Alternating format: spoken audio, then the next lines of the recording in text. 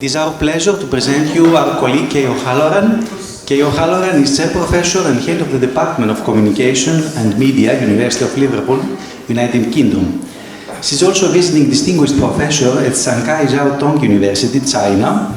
Prior to this, she worked at Kearney University, Western Australia, and the National University of Singapore, where she was a member of the Department of the English Language and Literature, Director of the Multimodal Analysis Lab in the Interactive and Digital Media Institute, and Deputy Director of Interactive and Digital Media Institute. She held a postdoctoral position at Martin Luther University in Halle, Germany. Professor O'Halloran is an internationally recognized leading academic in the field of multimodal analysis, involving the study of the interaction of language with other resources in text, interactions, and events. Her early work involved multimodal approaches to mathematics, including the study of the historical evolution of mathematics, the semantic expansions of meaning arising from the interaction of language, images, and mathematical symbolism in mathematical texts and multimodal literacy. Following this work, she has focused on the development of new digital tools and techniques for multimodal analysis and mixed methods approach for analysis of large multimodal data sets. She has over 150 publications in key international journals and with leading publishers. She is the founding editor of the Routledge Studies in Multimodality. She was also invited plenary speaker at the 5th World Congress of Semiotics in Thessaloniki in 2022 and the European Systematic Functional Linguistics Conference in Vigo, Spain last week. Thank you for your presence here. The floor is yours, Professor O'Halloran. Thank you so much, and thank you for the introduction. Can everyone hear me? Because I prefer not to hang on to the microphone. If you can hear me, I'll just speak. Is that okay? Yeah. Okay, good. Right, it's great to be here again. I really enjoyed the conference in Thessaloniki last year, and it's nice to see colleagues from there again as well. Okay, I've said the talk is about a project we're doing in Liverpool, but before I move on to that, I want to set the stage and I want to set the scene and I want to set the context for why we're doing this sort of work. And as part of that, what I'd like to do is raise some really big questions for this community, and that is really, what is the role of semiotics today? We're in a very new sort of digital age, and so what are the challenges that we're facing as a community and as a group of scholars? And in particular, I think what we've got to consider is the growth of AI and AI algorithms and how that's affecting all the different sorts of communication that we've got today. So what are the challenges, what are the opportunities, and what can and should we do? I just want to make double sure that everyone can hear me. Is it okay? No, it's not. Okay, so I'll do this, which is probably a lot better. Is that much better?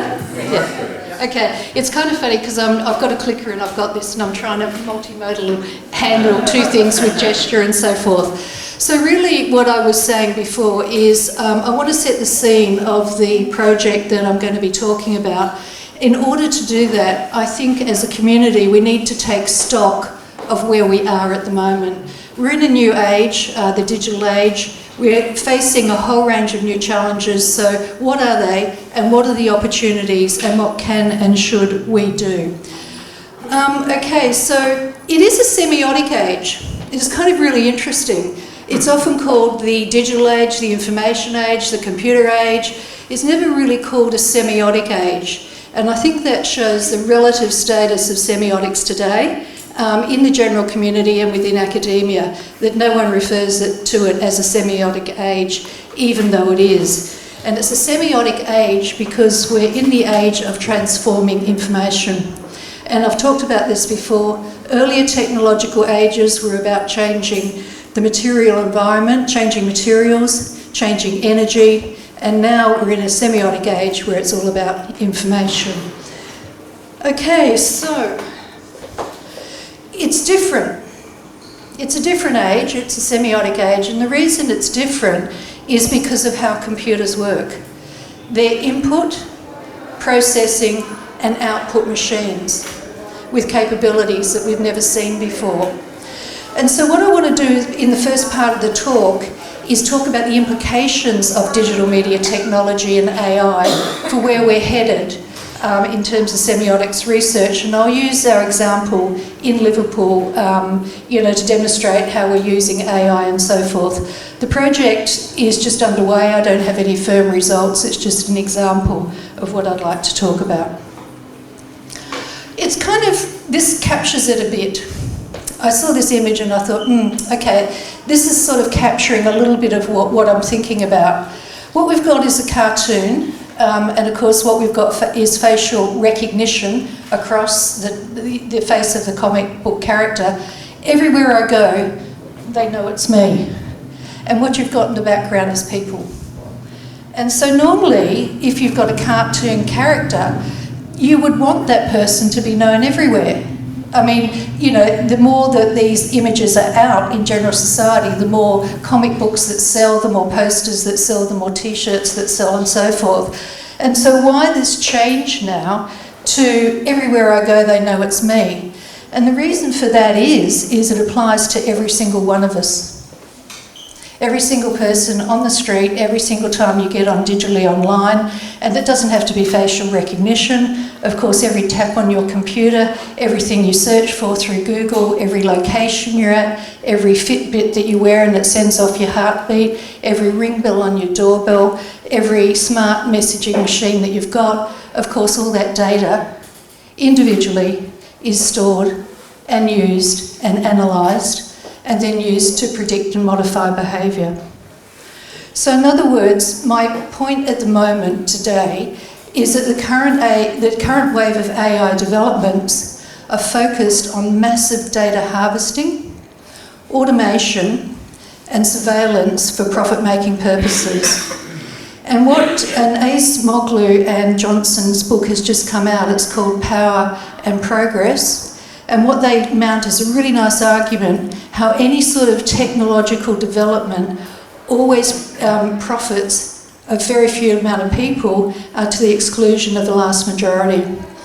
And so really what their point is, and I think it's a good one, is that the current trend and the current direction of technological progress is really diverting energy and research from other more socially beneficial directions for general purpose digital technologies. And this is a point I want you to think about as we progress as semioticians and the sort of work that we're doing, is this world that we're in at the moment. And I take it really seriously because it's not only for our own research, it's also for our students who we're educating to go out in that world. Now, the current direction of travel for technological advancement is determined by the technical elites. And I'm talking about the Google, the Facebooks, the Apple, Amazon and Microsoft. And together they're worth about 20% of the GDP of the US. That shows their might and their wealth. And in a sense, here we talk, a lot about government and so forth. To a large extent, government's sidelined now, given the sort of power structures that we've got in place, where these technological elites are way ahead of the game, in terms that policy hasn't caught up or any other sort of issues about data privacy and so forth. So that direction of travel has been determined by a very small group, and it's having huge impact, of course, across the whole of society. How did this situation arise?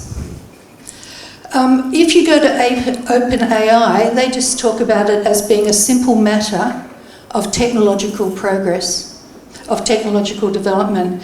And if you go to the site, they talk about transistors, moving on to computers, moving on to the internet, moving on to semiconductors, moving on to programming languages, and of course AI. But we know there's more to it than that. We know it's not just a matter of technological development. The reason we know that it's more complex is because we're semioticians and we understand about science and we understand about meaning and we understand about social structures. So if I go back to what Halliday said, and I talked about this in Thessaloniki, semiosis involves 4 systems. There's the physical systems, the material world and the material sign. There's the biological systems, like us as human beings, which sense the environment and the world.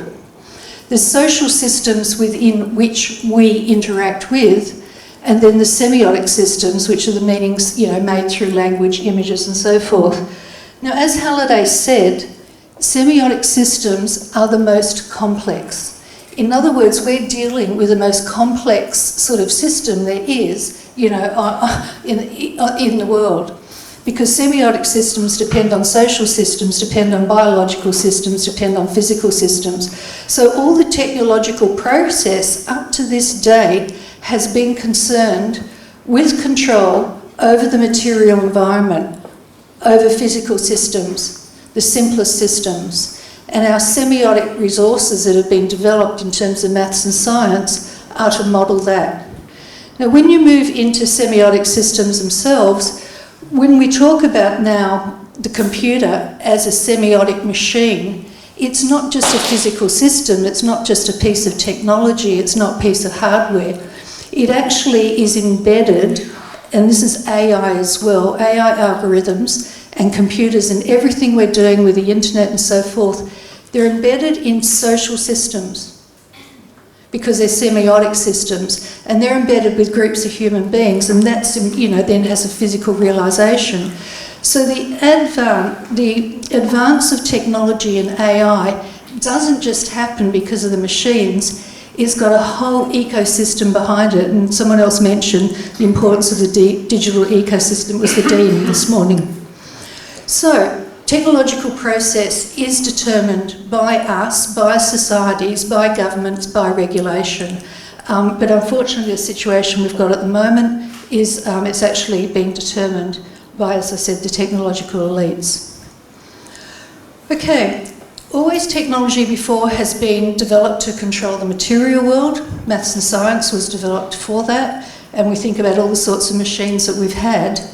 But now what we've got is machines, computers, semiotic machines that are concerned with gathering and analysing information, basically to control human behaviour. If you can understand what every single person does, what their preferences are, what their political leanings are, what their view of the world is, in other words, their human experience themselves, you can work out what information to feed back. Because when you search online and you get the results, it's not just what happens to be there, it's calculated according to different sorts of algorithms. In other words, we're looking and reading as the first text what has been determined behind that, the shadow text, as Zuboff calls it, which determine what we actually look at. Now, these sort of advances in AI and sort of data algorithms and so forth are often touted as solutions to global problems. So if you go back to 2008 with Bill Gates, he said the challenge is to design a system where market incentives, including profits and recognition, drive change, with the goal of improving the lives of those who don't fully benefit from market forces.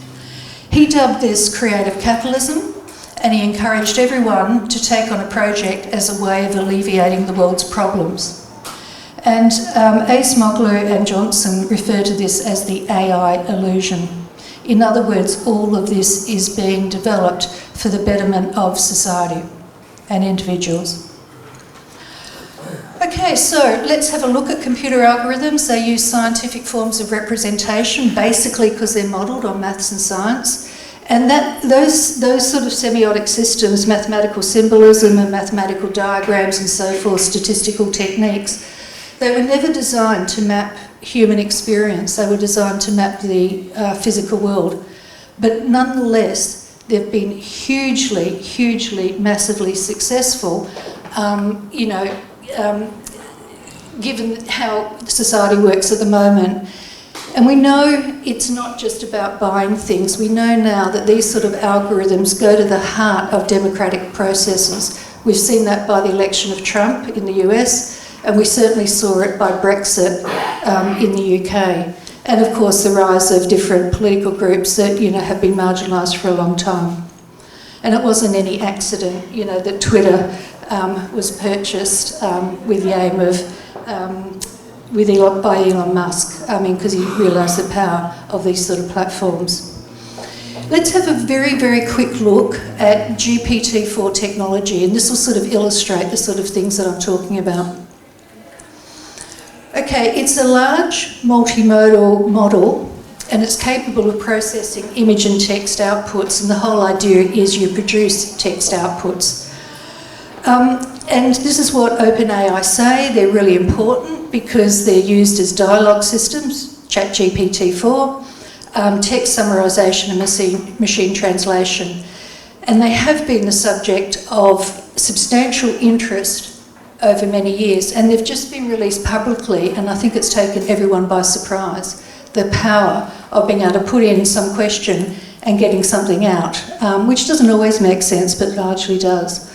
And what OpenAI say is that one of the main goals to developing such models is to improve their ability to understand and generate natural language text, particularly in complex and nuanced scenarios. Sounds very familiar to the sort of work that we do in understanding meaning made in different kind of contexts. Not only have OpenAI developed GPT-4, they've also developed DALL-E 2, which is an image generator, and I'll show you an example of that in just a minute. And this produces images. You put in a linguistic description and you get an automatic image generated from that. Okay, GPT. Generative, it generates text. Pre-trained, it was pre-trained on a large data set sourced from the internet and third-party providers. And transformer, it's a deep learning model that processes the entire input, in other words, an entire document, to learn the relationship between the words in a sequence. And it differentially weights the significance of each part and enhances some parts while diminishing others. Now, anyone that's a discourse analyst, a CDA analyst, a systemic functional linguist knows that it's not actual frequency which can determine the significance of a particular part of a text. If something appears once, it could be really significant. But these deep learning models are capable of doing that as well. It's an attention mechanism which provides a context for any position in the sequence of words. So it's a transformer style model, pre-trained to predict the next token in a document using publicly available data such as internet data and data licensed from other third-party providers.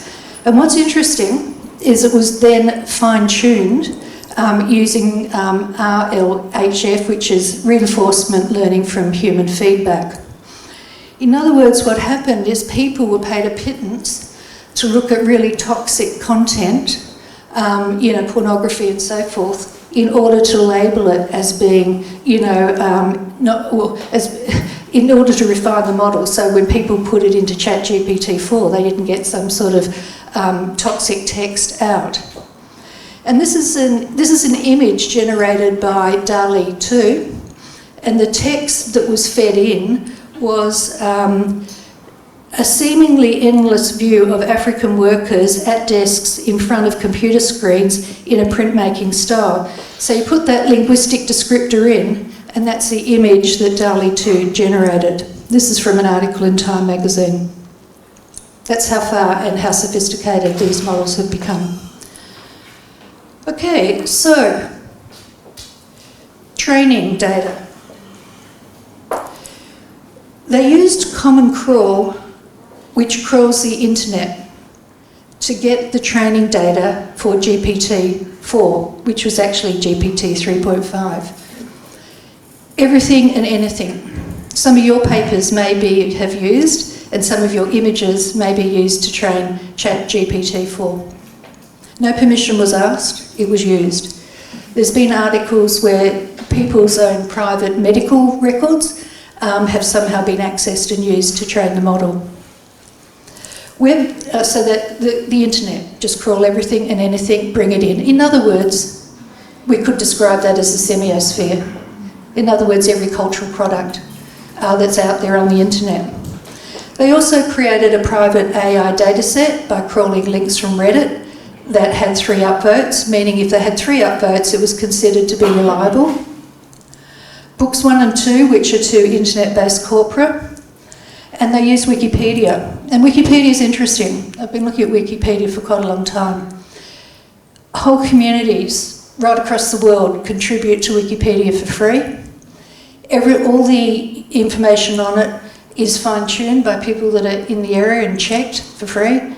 It has classifications of every realm of human activity because it covers everything. It covers any part of, as we know, society, all classified semantically into indexes. So Wikipedia, the English version, was used to train the model. So where are we at now with it, and what risks have been identified? OpenAI conducted a range of qualitative and quantitative evaluations, and they said, okay, they want to understand the capabilities, limitations and risk.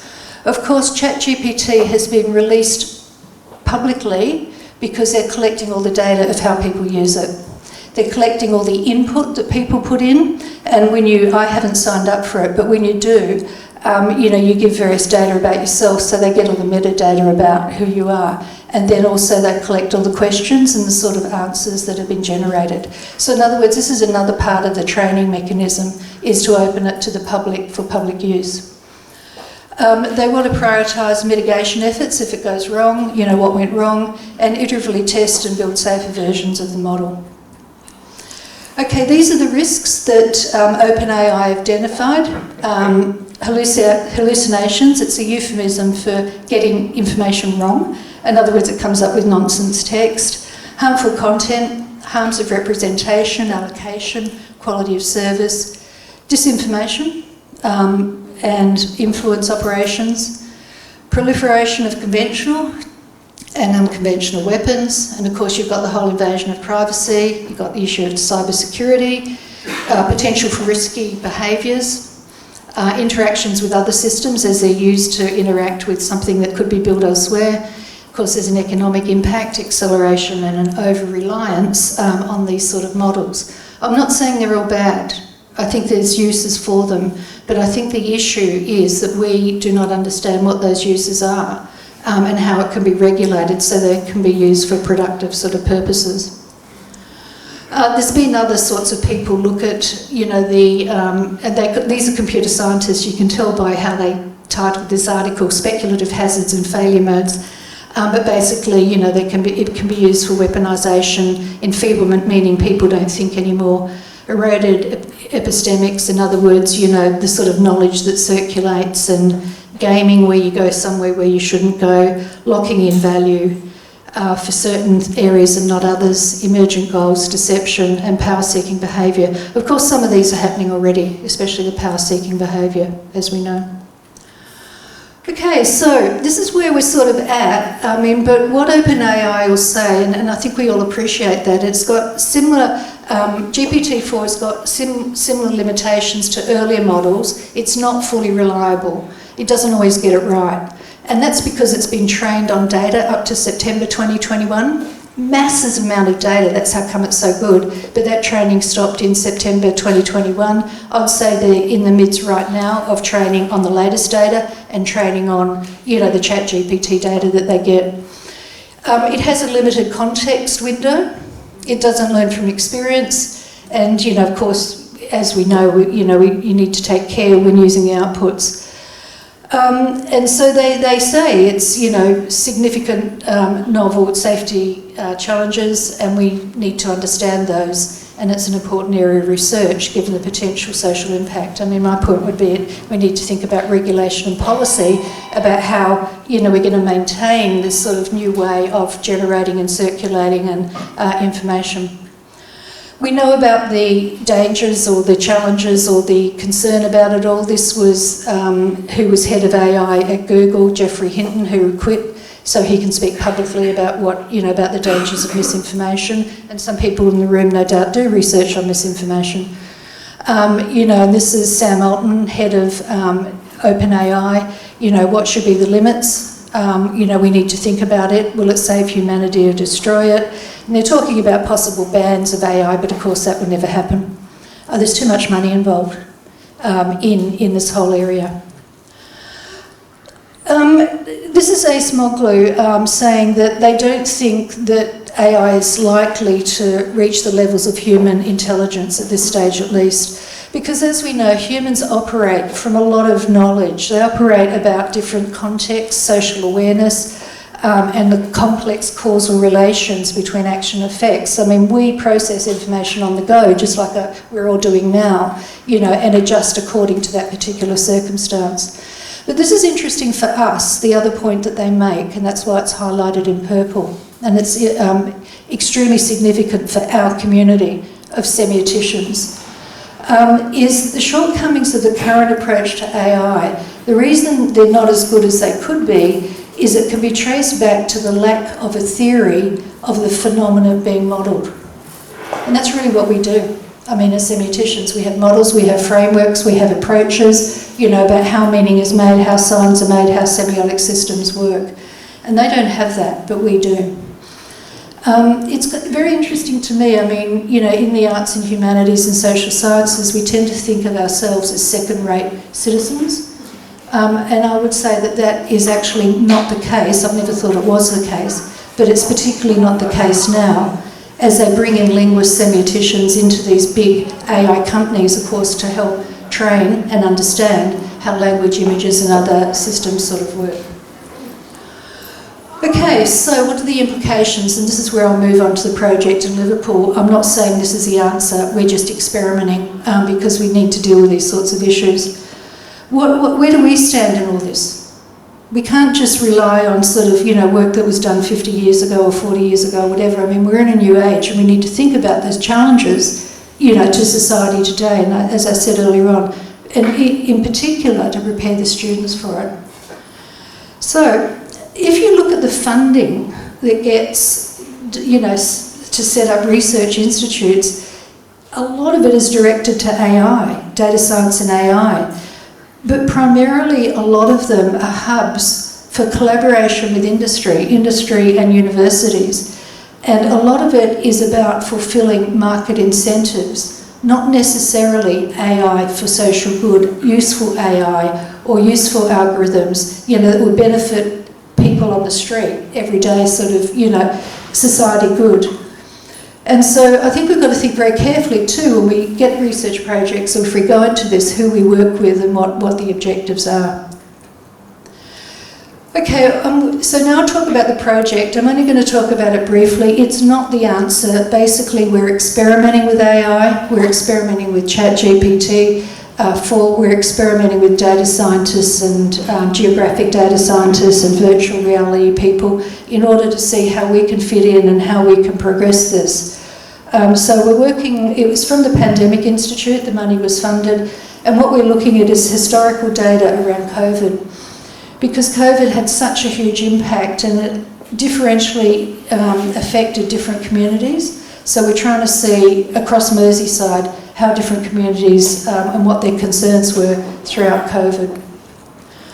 Okay, as I said, it's a collaboration between communication and media and geographic data science, virtual reality and immersive analytics, data science. Got a great team of data scientists. They're really good, they're young, they're smart, and they're interested too in the sort of issues that I'm talking about because, you know, they're not just interested in the pure data science, but, you know, what all this means. And we're also working with the Liverpool City Council, the Director of Public Health. One benefit of being in Liverpool, which I really, really like, is the university is very closely connected to the city and it's closely connected to the council, and we work really closely with them, and it's just really nice to see that sort of collaboration because our concerns are much the same. Okay, so what we're looking at is the impact of COVID-19 on different communities in Merseyside around Liverpool, analysing the communications across official media channels, across news media channels and across social media and the interactions between them.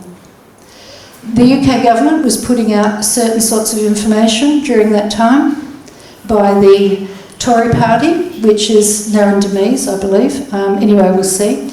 There were news reports and people reacted on social media. So what's the interrelations between those different media platforms, what the government was saying, what the news was saying, and what people on the street were saying? And so what we wanted to do was understand how official healthcare communications were received and translated, the types of information distortions in text, images and videos, including accidental misinformation when stuff gets circulated, and how behaviours varied according to contextual factors at key times. And so really the aim was to develop effective health communication strategies in resilient communities, because people need to understand and be educated about social media now and its impact and the sort of messages and, you know, where information comes from, be sensitive to that. So hence the geographic data scientists, because we're looking at different areas and different communities.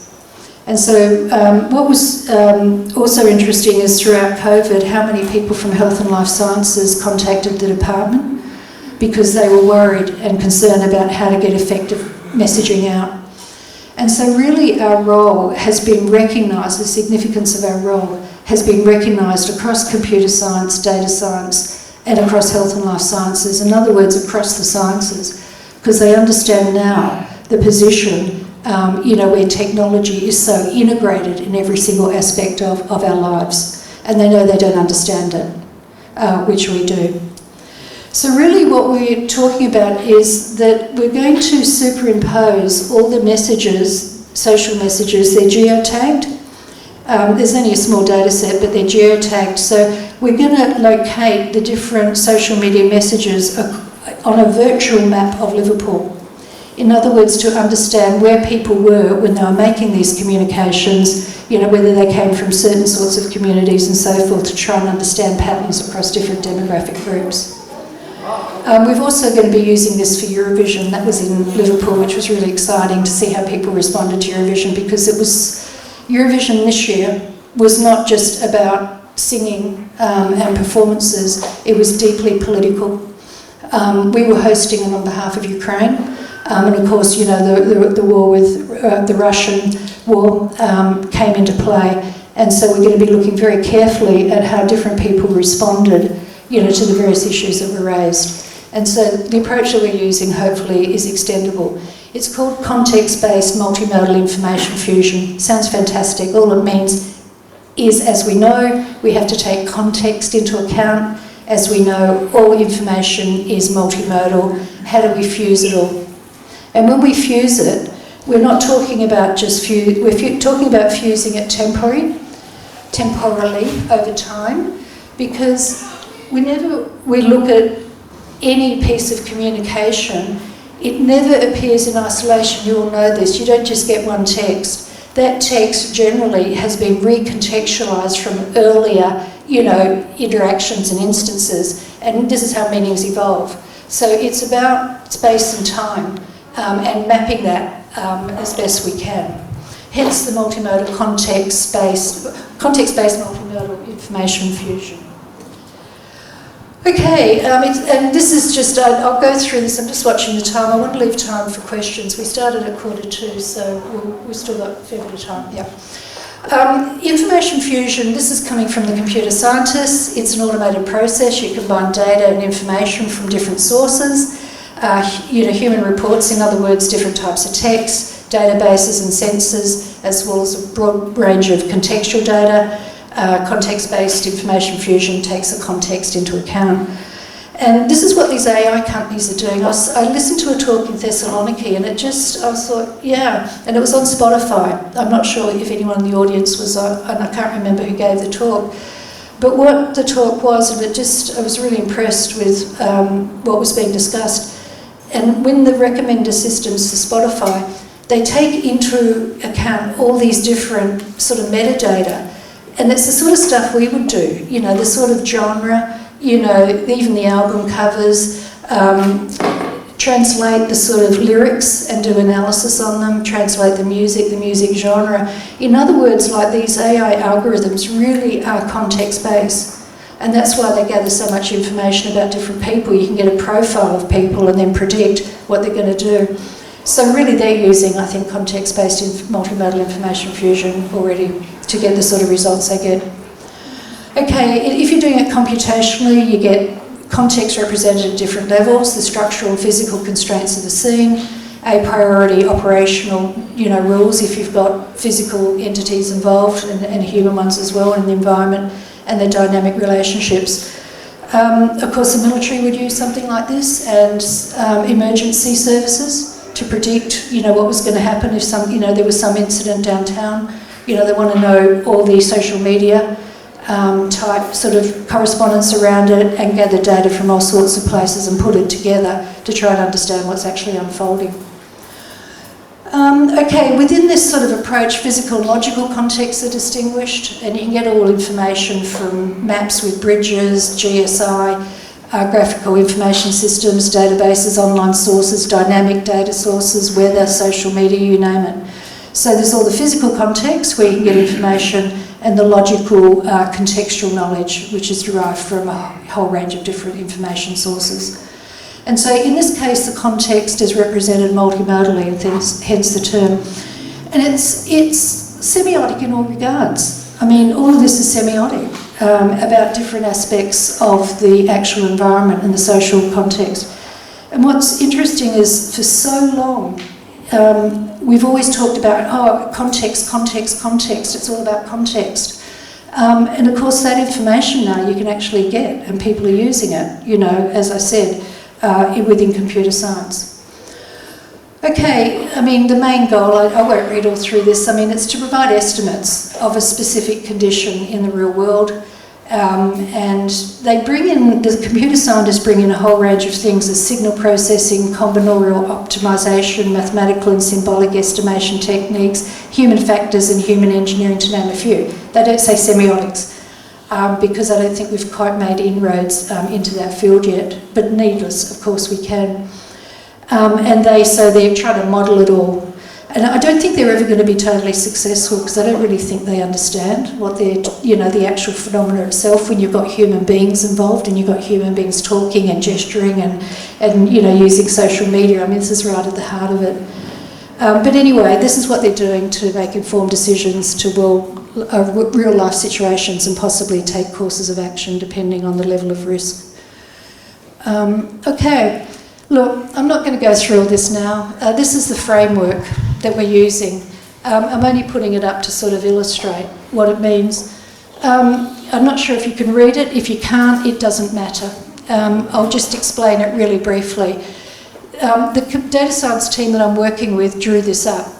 The green means we've sort of done it, the blue means it's ongoing, and the red means it's to do. But basically, in essence, it's quite straightforward. I mean, everyone here will get it because you deal with semiotics. It's called a multimodal analysis platform. Actually, I'll just point to it. I'll use gesture instead of the electronic device. So basically what we do is we get the data collection, we're collecting government information, we're collecting social media, we're collecting news media. We collect all that different data over a certain time period during COVID, historical data. We bring it all in. What we do then is we do some pre-processing. We've got text, video and image. And so what happens is with the videos, they go speech to text, because you can do this automatic sort of translation now of written into speech to written oral communication into speech. We lose a lot when we do that. Any semiotic translation, of course, loses it, because you haven't got the intonation, you haven't got everything else, but nonetheless we know that. Frame sampling, so you get the images.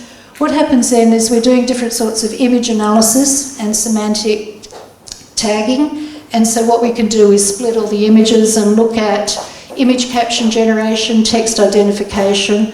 So for the images, we've got image caption detection, text identification, face detection, object detection, mood and theme identification. We go into the optical character recognition, because sometimes there's words on the images. We've got celebrity recognition and emotion recognition. We merge all that with the metadata about where it was collected, what time and so forth, and what the platform was. And then we go into NLP. We do analysis of named entity recognition. We do OpenAI text moderation. In other words, to look at how they relate to each other. Sentiment analysis and keyword extraction, topic modelling.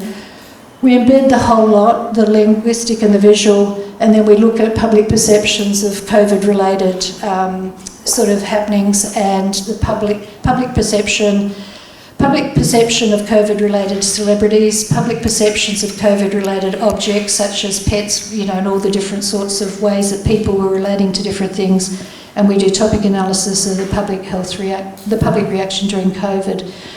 And what we're going to do then is we're going to integrate it into a virtual map of Liverpool. So in other words, what happens next is this.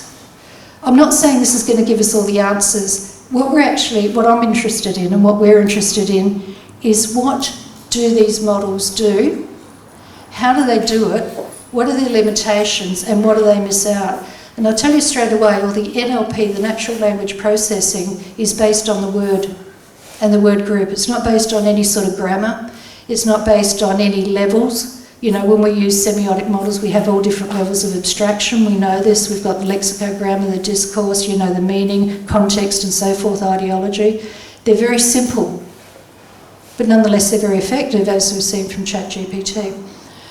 So we get the official information, the contextual information, the public reactions, and the data set's not huge. I mean, what have we got? We've got all the different events through COVID. I mean, that's the context of when lockdown happened, when vaccinations came out, a whole series. There's 743 different timeline of events. That's providing the biggest sort of social cultural context. Government UK messages, tweets, and news articles. And so we're looking at official information, contextual information, and public reactions.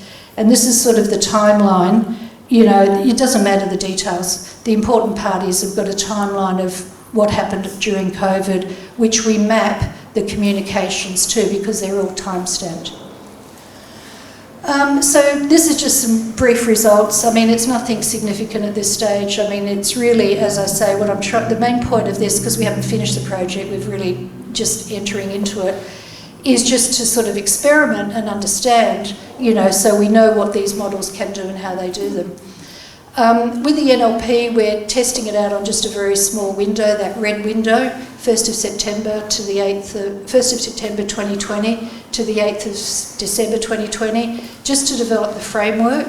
And the reason we've picked that small period is that all the hospital cases rose and they fell, so it sort of represents quite a significant period during COVID. And so we gathered, you know, a lot of the messages around that time to try and model it. We found absolutely no correlation between the official messages, between the news media and between the social media. I think because it's such a small frame, and also we're only looking at geotag data, there's a whole range of other tweets we're not looking at. But the main goal of this is methodological. Can we do this? I mean, can we use these algorithms in new sorts of ways and combine them to start showing another side of what's going on in society, you know, through, in this case, a pandemic, through Eurovision or through other kinds of things that we're facing. So it's really a method thing, is what I'm interested in. And so, you know, natural language processing, you can do keywords and we can, you know, look at them. And the difference in keywords, if it's Twitter, news and government, it was really about coronavirus, tests and lockdowns and vaccines. If it's Twitter, people are concerned about different things. They're concerned about positive, where they tested positive. They're concerned about petitions. They're concerned about whether it's safe and so forth. And already we see a different kind of public reaction to the government reaction. If it's news, they're, you know, interested in masks and symptoms and Brexit and hospitals. And if it's Twitter and government, they're interested in the number of cases and so forth. So it's very simple, but out of these keywords, we can pinpoint the different sort of concerns, you know, across the different media channels and public concerns versus what the government is actually saying. We can do topic modelling. It doesn't matter about these results again, but the main point of this graph is that in its topic modelling, and if ever you do any of it, make sure you get the key times, the context over time, because when we do the topic modelling, we're looking at it when lockdown was announced, when the first vaccines are out, and so forth. So the sort of analysis gets tied down to what was happening during COVID at particular times. And so we're just looking at that data across the government messages, news, and in this case, Twitter data. And once again, you can do a moderation analysis to see, you know, what the different interactions by topic were, and also what the main concerns were. And you can see this one here is a lot of it's about hate, you know, I hate the lockdown, I hate COVID, you know, negative reactions. And also, I guess people were feeling cooped up and violent and so forth. So this is sort of an expression of what was going on within Twitter. There was a lot of anger around in the UK. I'm not sure if anyone was in the UK during COVID, but it wasn't a great time over those couple of years as the government mismanaged so much and people died, you know, as a result.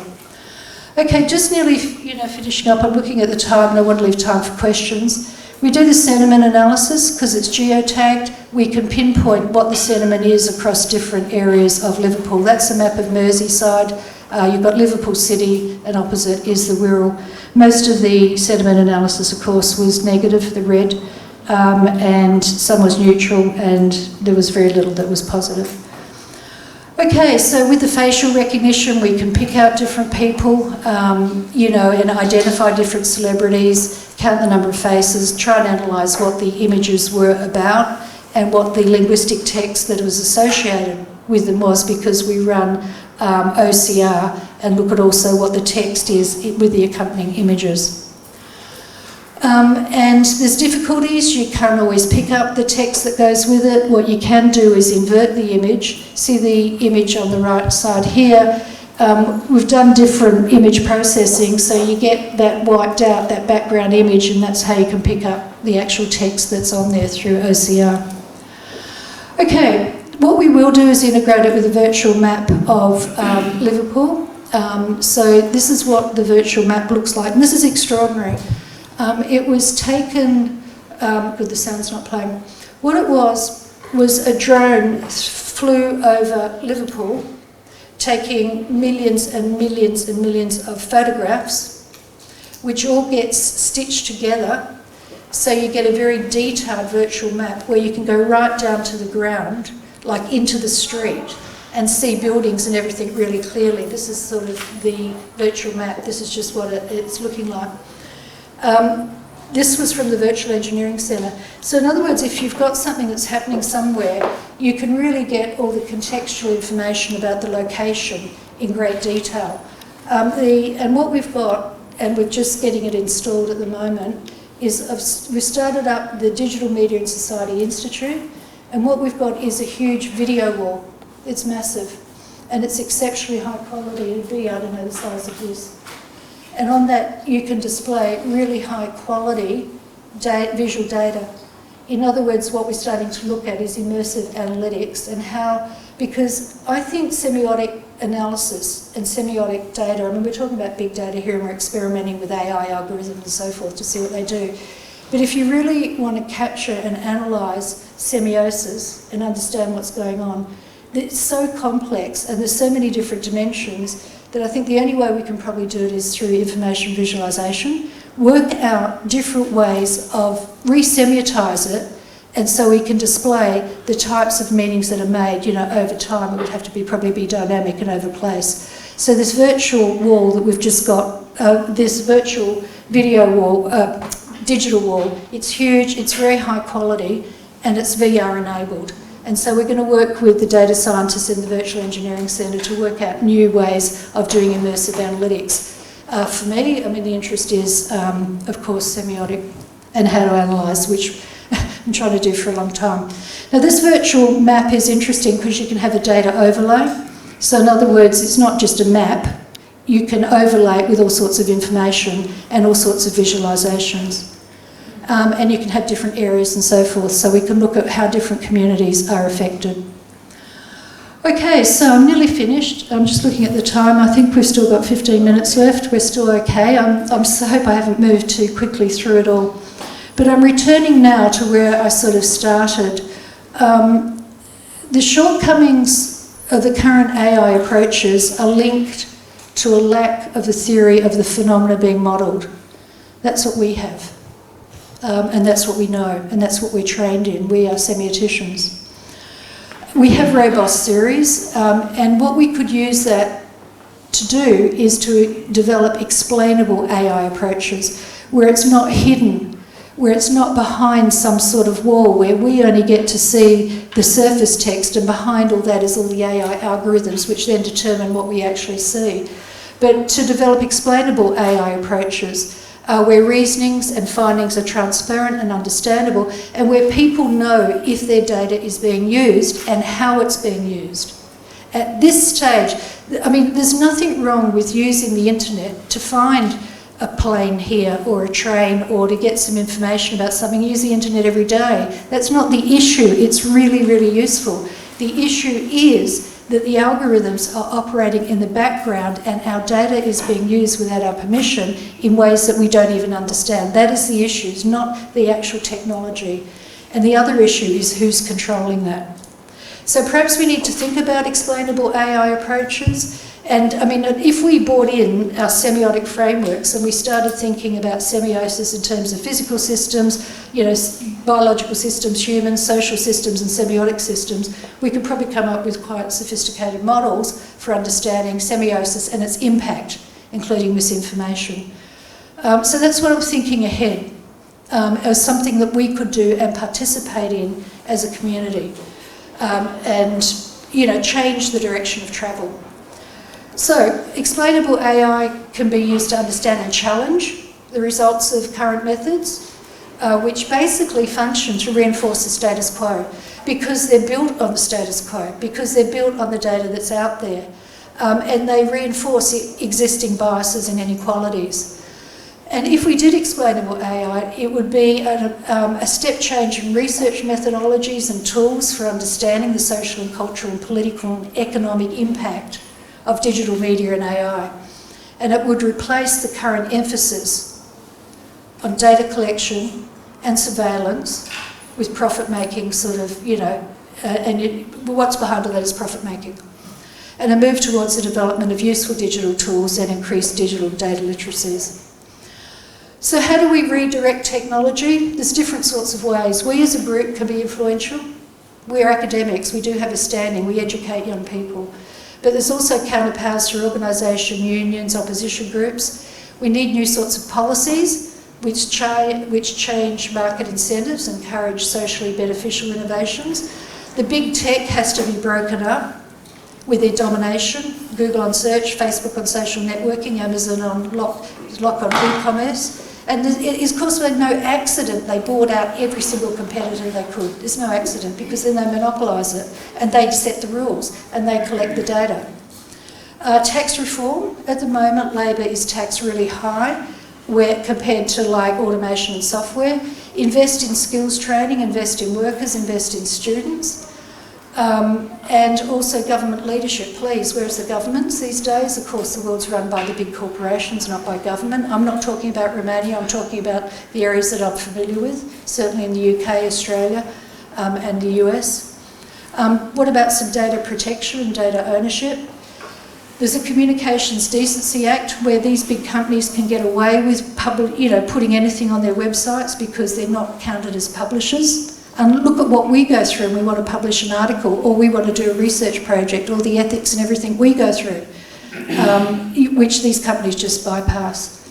Maybe a digital advertising tax to stop all the revenue from using our data for advertising, wealth taxes and minimum wages, redistribution and strengthening the social safety net and education, and of course the big one is reform of academia, where we ourselves are situated. And Acemoglu and Johnson, they say something really good. Technology depends on vision, and vision is rooted in social power, which is largely about convincing public and decision makers of the virtues of a particular path of technology. Academia plays a central role in the cultivation and exercise of this type of social power because we build perspectives. We educate the young and the interests and skills of millions of young people.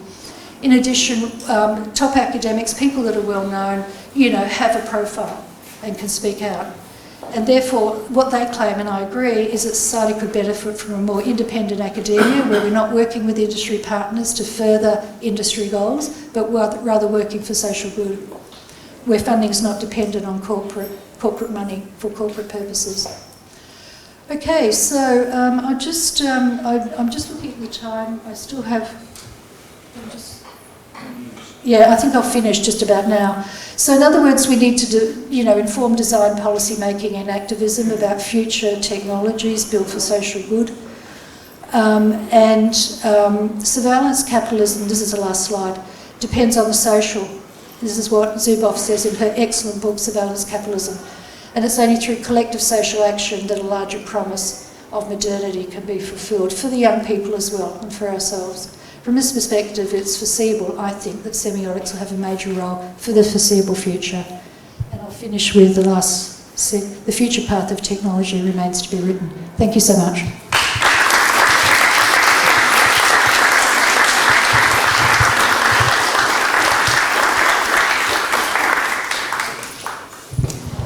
You need the mic.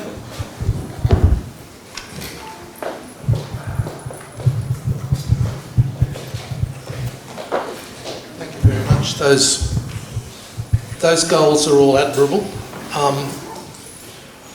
To me, you're doing sociometrics. Can I ask what your main semiotic anchor is? Is it Halliday? Is he your main anchor in this study? Because you have grounded it as a semiotic study quite up front. The semiotic part, I don't think, has come into it yet. I mean, I have experimented with this before because Halliday has a very detailed, as you know, sort of theory of semiosis, a very detailed model of language. Yeah. And so we have experimented before with bringing in all these algorithms and fitting them into the SFL model. Just let me finish. Yes, sure. Yeah, that was not displayed here. This work we did a couple of years ago in Curtin. What I'm doing here and what I showed, I think is very simple because it's just using existing technologies to work out what they can do. But what the larger aim would be is to bring in semiotic frameworks at the different levels to improve the sort of models that they're doing. So this, you say this, and people love labels. What did you call it? Sociometrics? I just made that up. To me, it's legitimate. It's sociometrics. I'm just asking about the semiotic aspect. Halliday has his own take on semiotics. He's not, in these circles, a very established figure. For instance, I wouldn't call semiosphere, and I wouldn't use the word semiosis as you used it. Like, this is a discussion I've had with Halliday scholars before. It's nothing to do with you. I'm not taking it personally. No. And while I'm up on my feet and I have the floor, I want to ask one more question. Yeah, no, that's fine. You did say you're dissecting, you're doing a very bold thing. You're not just doing what I've called that, you're actually penetrating AI. Now, AI, since the early 90s, is intensely mathematicized, self-trained machine. So the next question is, Halliday, regardless, where are you getting your methodology for doing maths? For instance, do you know that someone who is familiar here, Peirce, was basically steeped, that mathematics was his subject. He had a philosophy of maths and he had a lot of tools. A lot of us find them difficult. I'm not worried about your semiometrics, that's fine, and your aspirations are noble. But when you claim you're stepping inside the AI machine with semiotics, that's a big one. I know it is, and it's great. Well, I'm dissenting, mind you. I'm not complimenting you. I think you've overstated your ability to do that. That's all. Do you know? I don't mind what your view of this is. I haven't done it yet, and I hope I positioned it as a future endeavour. Yes. We can't do that unless we understand what AI does and what its capabilities are and what its weaknesses are. So in a sense, this would be the goal. We have experimented with it. I've put in sentiment analysis in the semiotic model. It fits in at the rank of grammar under interpersonal meaning. But the Halliday model is much more sophisticated because most of these NLP models, which are artificially intelligence is based on, and image processing, but I'll stay with the NLP, they're based on the rank of the word and the word group. And so what I hope I explained is that what GPT-4 did is it can parse a whole big text and get the position of each word in all that and regenerate it, which is what ChatGPT-4 does. So it's not informed by any theory of language. It's based on statistical patternings of word order. So of course it's limited, and of course it's not going to get it. So what I'm saying, and this is the main argument, is that this is what is happening at the moment. We're experimenting with the tools. We know they're based on words and words group. We know what they can do. What happens if we bring through other things with context-based? Then what would happen, which we haven't done, is bring in semiotic models. That would be a way of developing, I think, explainable AI. I'm not saying I'm going to be able to do it within my lifetime. I'm not saying, I'm working now with computer scientists that are doing it, but surely this should be a goal and aspiration if we're going to break up what we currently have. And just to correct you on one point, the semiosphere is a Lotman term. It's nothing to do with Halliday. He never actually used the term. It was from Lotman. And just another point with the systemic community, it doesn't bother me that there's not systemicists here. I was in a systemic conference last week and there were people from different areas. For goodness sake, can we please overcome these barriers of communities and start talking with each other, because we all have something to offer and everyone is going to need to come to the table. Those days of those divisions, I think, are over and should be over. And that's certainly not how I think. I bring anything and everything to the table if it's going to be useful.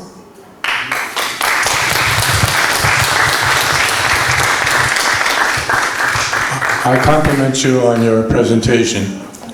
The people that have talked about the scary implications of AI talk about the machines taking over.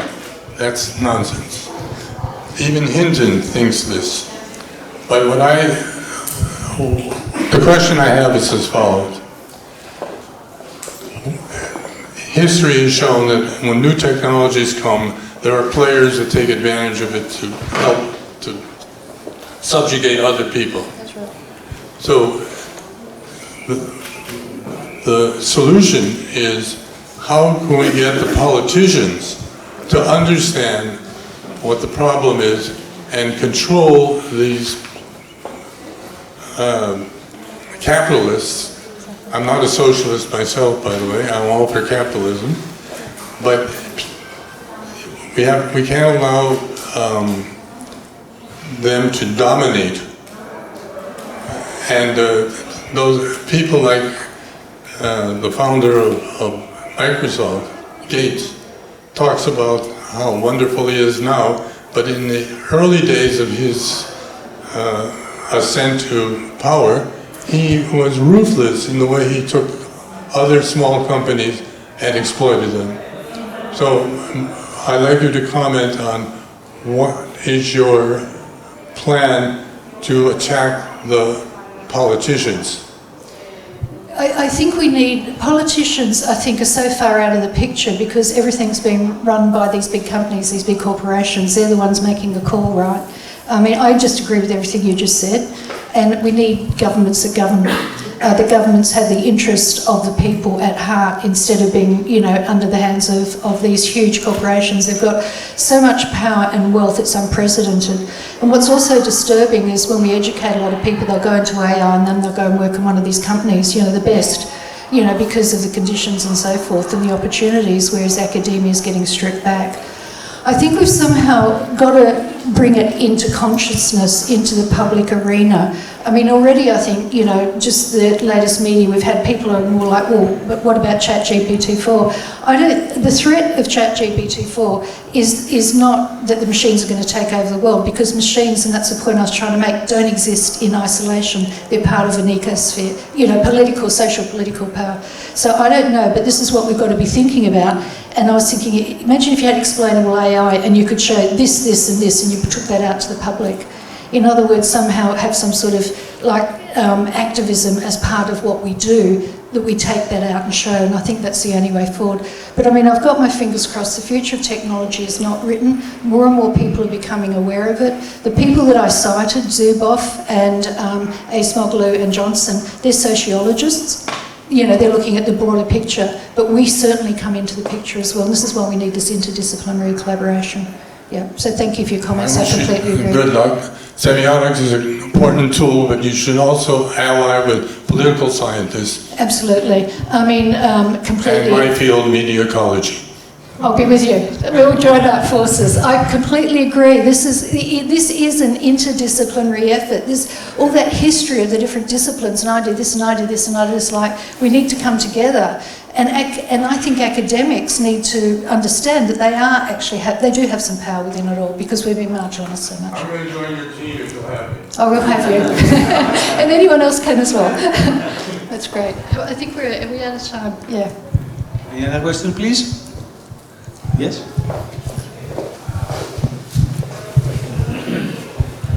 Thanks for the presentation. It was lovely. I like the application part of it. I wanted to see if you can remark about you as a semiotician working with the computer science group. So do you bring the semiotic theory first and then you make them compile the data? Or could you talk about the barriers, like working with this interdisciplinary aspect? Yeah, this is a really good question. I've worked with computer scientists for decades now. I actually come from mathematics. My first degree was mathematics.